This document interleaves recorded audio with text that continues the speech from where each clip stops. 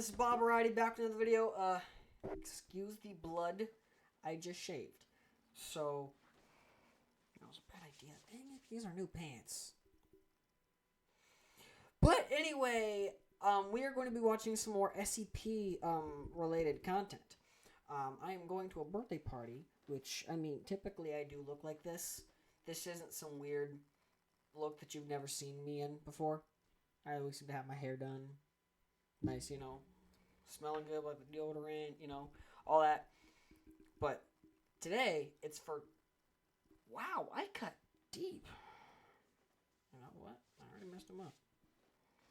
It's already too late. And besides, I can wash that out in the washer. But, or, since I have toilet paper over here, just use this. I'm not going to stick the thing to my face because that's just, it's not desirable look. But, I can have it there for when I need it, when this inevitably, eventually makes me bleed out. But, anyway.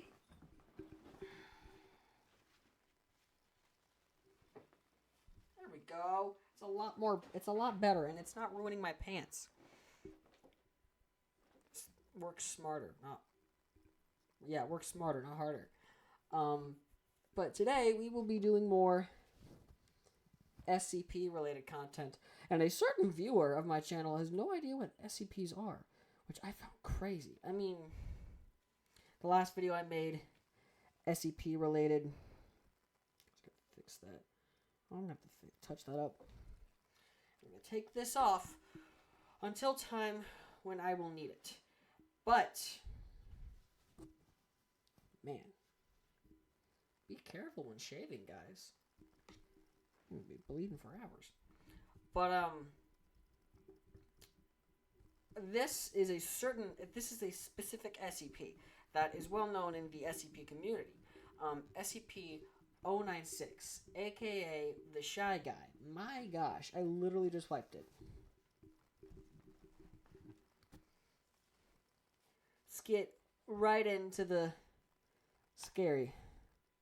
When an anomaly is first detected by an SCP Foundation field agent, it's up to the Foundation's mobile task forces to tag and bag the impossible entities before they can do any more harm. Sometimes these retrievals are uneventful, other times not so much. Especially when they're dealing with brutal forces of nature like SCP-096. Also known as the Shy Guy, a creature that, from the very first interaction with the Foundation, had a reputation for being dangerous and needed to be feared. A series of vague sightings and mysterious disappearances up in the frosty mountains of the Yukon first sparked the Foundation's interest. When they were certain that they had an anomaly on their hands, two retrieval teams, Zulu 9A and Zulu 9B, were dispatched to secure and contain the entity. I love the way they walk. Zulu 9A took the lead in a heavy-duty chopper, equipped with 50 caliber GAU-19 heavy machine guns, and carrying an AT-4 anti-tank launcher. They were prepared for anything, or so they thought, as they established a visual on SCP-096 while 2 clicks away from the target. They couldn't get a clear line of sight on the creature, but it appeared to be stationary, docile, and was making no attempt to flee. Piece of cake, right? Little did they know that SCP-096 was just looking away from them.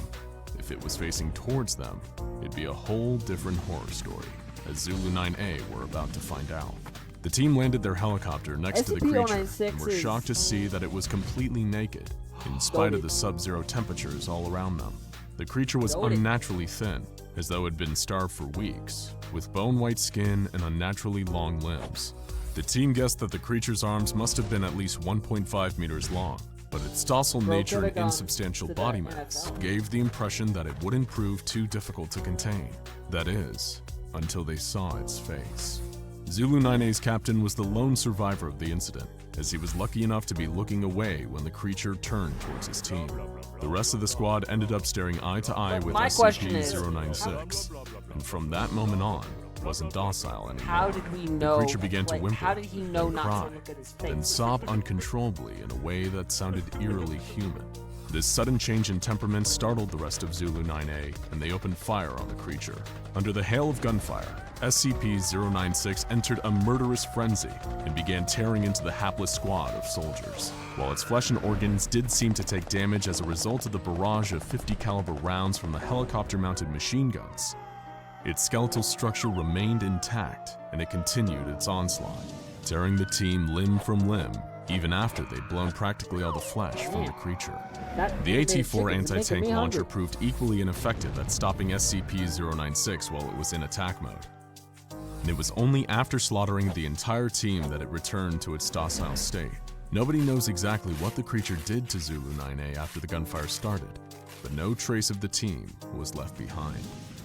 Zulu 9B touched down soon after, and with a grave warning from the captain not to look at the creature's face, they were finally able to subdue it. A bag was placed over SCP-096's face, which seemed to soothe it enough to move it to a nearby Foundation facility. Little did they know.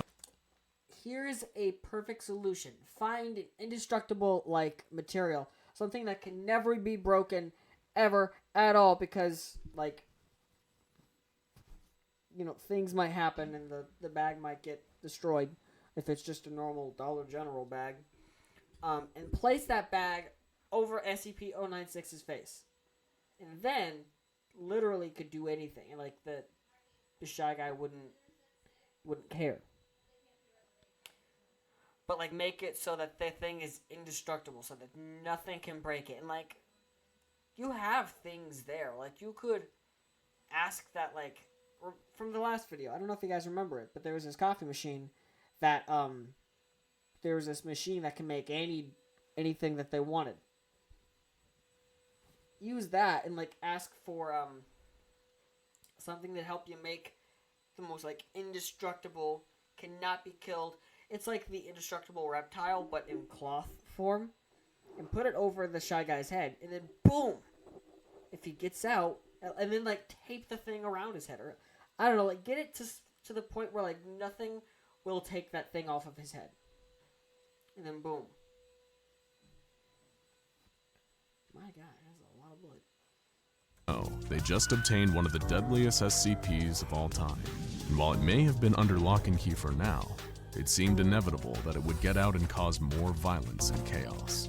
Research and containment procedures for the SCP-096 were put under the command of Dr. Dan, a senior researcher at the site. It was his job to find out exactly what this being was capable of. And the more he tested, the more he realized that they were dealing with something truly terrifying. Disposable D-Class personnel were used to figure out exactly what it was that caused the creature to enter its attack mode. Just as it had during the initial retrieval mission, SCP-096 went berserk when any of the attending personnel saw its face. In this stage, it would enter a period of considerable and unstoppable distress for 1 to 2 minutes, covering its face and wailing loudly. When the period of distress ended, the creature would mercilessly slaughter every D-Class that had seen its face, and just like with Zulu 9A, no trace of their bodies would be left behind. Dr. Den was horrified and intrigued by this phenomenon. The creature killed anyone that saw its face directly, but could the same be said for indirect depictions of the creature's face, such as images and videos? Dr. Dan was desperate to find out. More D-Class personnel were brought in to test this, to frightening results. Dr. Dan found that the creature did indeed still enter attack mode when people saw pictures and videos of SCP-096's face. The creature seemed to have an innate sense of when people were viewing these representations, even when it should have had no conceivable way of knowing. It didn't matter how far away or how many barriers were in place between the viewer and the creature, the attack mode would still activate. And once it did, it seemed as though nothing could stop the creature from hunting down the one who saw its face. With all of this new data, special containment procedures were devised to keep the creature safely under lock and key. Its cell was a 5 meter by 5 meter by 5 meter airtight steel cube, fitted with advanced pressure sensors and laser detectors to ensure that SCP-096 remained in its cell without risking anyone having visual contact with the creature's face. All cameras and video equipment were strictly forbidden, and weekly checks for any cracks or holes in the containment cell were mandatory. Of course, none of this would stop the creature if anyone somehow saw its face. In order to solve that little problem, Dr. Dan would need to continue his research. To find a method of subverting the creature's deadly glance, they needed to know exactly what they were dealing with. But how could they? Hold on, an Oreo snack cake? Yes, sir. Yummy, fluffy, soft baked? Yes, sir. I can have my cake in. When even a glance at a photo or video of the being meant certain death. A potential solution was proposed, creating an artistic representation of the creature's face, something that hadn't yet been attempted. But how would they achieve such a feat? Simple. They'd procure a D-class prisoner with some artistic talent, and they found one who had been a tattoo artist before becoming a Foundation guinea pig. Dr. Dan formulated an ingenious plan for keeping this D-class alive for long enough to accurately draw an image of SCP-096's face. He would be placed in a bathysphere diving bell several kilometers underwater and tens of kilometers away from the containment cell where the SCP was being held. The D-class was made to look at a photograph of the creature's face and then replicate that image in a pencil sketch. Dr. Dan first confirmed that the creature's attack mode is only activated by the creature's face by having the D-class look at a series of photos of the SCP's body parts, one by one, finally finishing with its face. The D-class began drawing and even remarked on how creepy the SCP's facial features were, despite not knowing the deadly context. Meanwhile, back in its containment cell, SCP-096 sensed someone viewing its face and entered its inconsolable crying state followed by its attack mode. It broke out of containment easily and began making a beeline for the D-class, traversing the miles between it and its prey. The D-class didn't know it, as he locked the finished drawing into a separate, autonomous submersible, but he was already dead.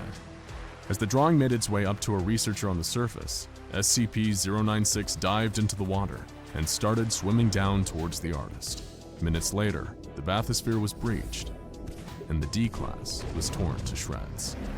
SCP-096 was recaptured without issue by Surface Recovery Team Foxtrot 303A, and further testing on the drawing showed that artistic representations of SCP-096's face were in fact harmless. From this experience, we now know that the creature has a gaunt face with totally white eyes, possibly indicating blindness and a grossly extended jaw.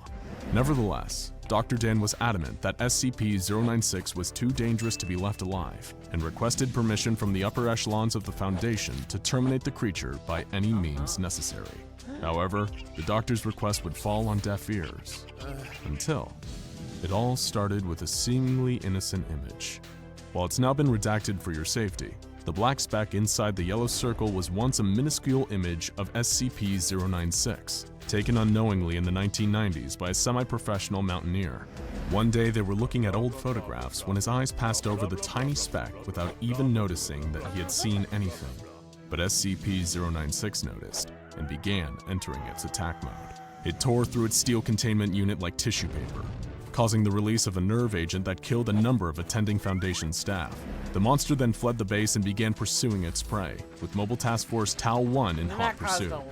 Dr. Alexei, who was helping to manage the site where the SCP was contained, was in dismay over the situation.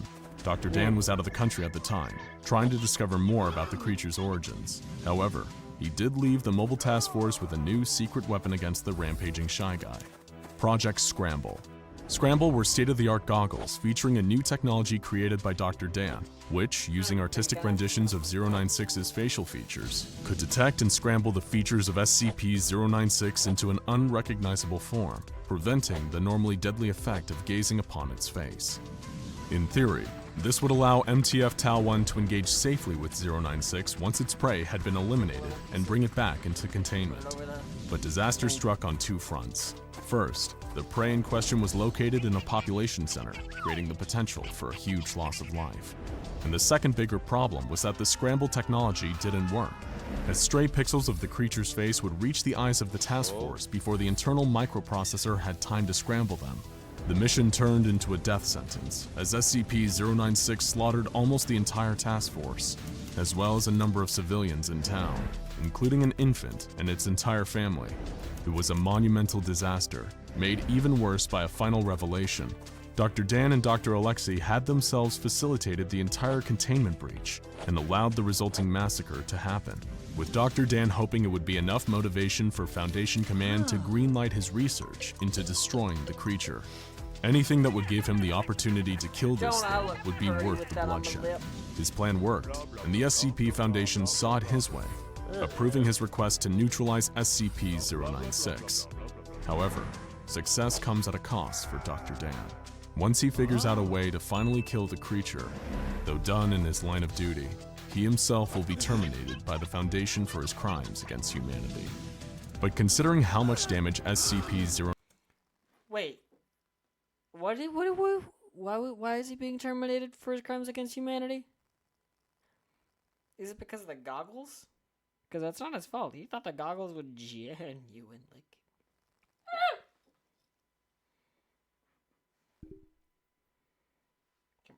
Stupid piece of.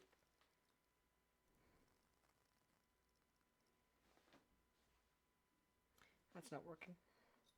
096 is capable of causing if it ever got to a major population center, or even worse, was ever caught on camera and so broadcast hungry. to a worldwide audience. The doctor himself would likely deem his own death a justifiable cost. To this day, the Foundation is researching ways to kill the creature, and they're still looking for their silver bullet. And the pressure is on. They hadn't known about the seemingly innocent picture that sparked the last containment breach, the one taken decades ago, in which the Shy Guy had only occupied 4 tiny pixels. 4 tiny pixels that resulted in multiple innocent lives lost. So be careful where you look, because who knows how many other photos of the creature are lurking out there. Photos with an innocent dot in the background. Your eyes glance over it, not even noticing the little blip, until you hear a distant wailing that seems to be getting closer and closer and closer. And then, Boo! it's already too late.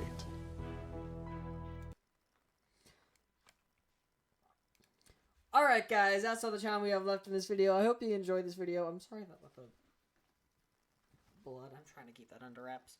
But, I hope you guys enjoyed this video because I certainly enjoyed making this video. And, as always, make sure to hit the like button if you did like it. Hit the...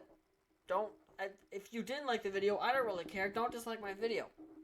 Subscribe if you haven't already, because what are you doing? Actually, you know what? Why not? No, I want to do that. You stupid. As you walk, Stupid. That's right. Stupid. You stupid. Stupid. My sub count is down, guys. Come on. What are you doing? Okay, where's the analytics? 88.6% of you guys aren't subscribed. Now that's less than what it was before. Okay, there's some female audience. Very nice. Very nice. I might make some content, even that out a little bit, you know? Make some stuff. That's not what I wanted. Age range 35 to 44. 18 to... Alright, that's what I like to see. There are no youngins on this channel. That's good.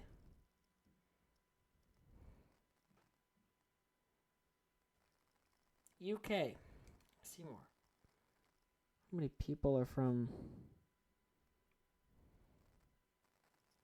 That's not what do I see?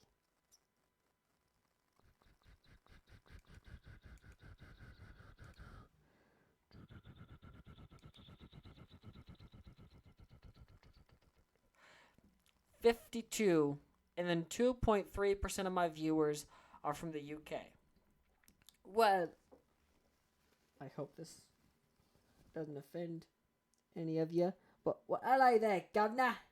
Like a spot of tea. That's probably the most offensive thing that I have ever said. I apologize. I am sorry.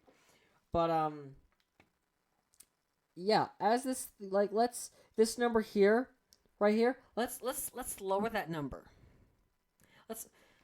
Let's lower that number, guys. Come on. 88.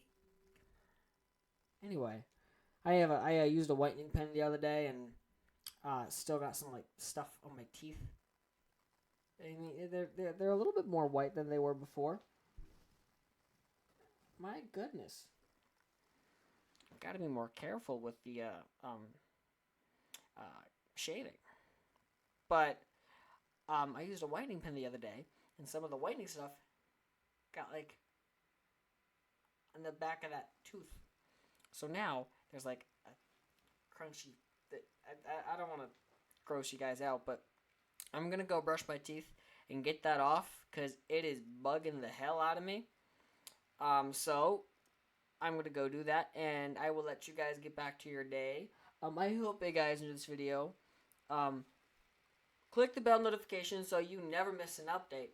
Share this video with your friends so they can subscribe, and I will see you guys in the next one. Bye!